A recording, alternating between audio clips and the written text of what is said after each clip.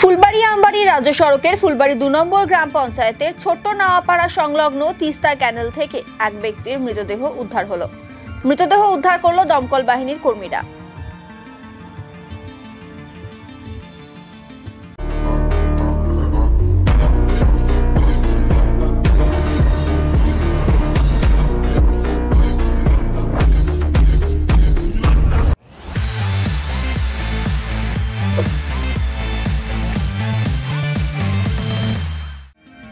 আজ সকালে এই মৃতদেহটি গজলডোবার দিক থেকে তিস্তা ক্যানেল হয়ে ভেসে আসতে থাকে।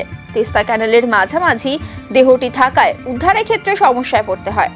এরপর খবর দেওয়া হয় দমকল বাহিনীকে। ফুলবাড়ি থেকে দমকল বাহিনী পৌঁছে মৃতদেহটি উদ্ধার করে। খবর পেয়ে ঘটনাস্থলে আসে আমবাড়ি ফাঁড়ি ও নিউ জলপাইগুড়ি থানার পুলিশ।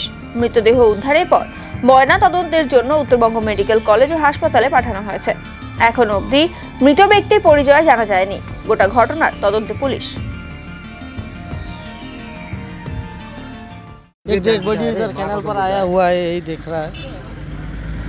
लगने में आ रहा है पहाड़ से ही आया होगा, वही देख रहा है। रेस्क्यू कौन किया है? ये रेस्क्यू मालूम नहीं, पुलिस लोग आया हुआ है, लोकल आदमी लोग देखा होगा, लकड़ी कुड़ी निकालता है। फायर डिपार्टमेंट हो सकता है 7-8 दिन का होगा। पूरा सफ़ेद सफ़ेद हो गया है देखने में बॉडी। तो उम्र 30-31 साल का होगा। लोकल नहीं है। ये एड्रेस आपका नवापाड़ा রাজীব পাড়া কেন হলো?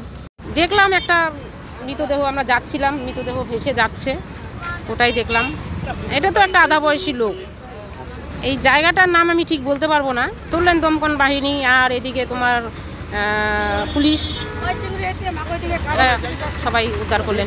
তাও তো মনে হচ্ছে 3 থেকে 4 দিন হবে।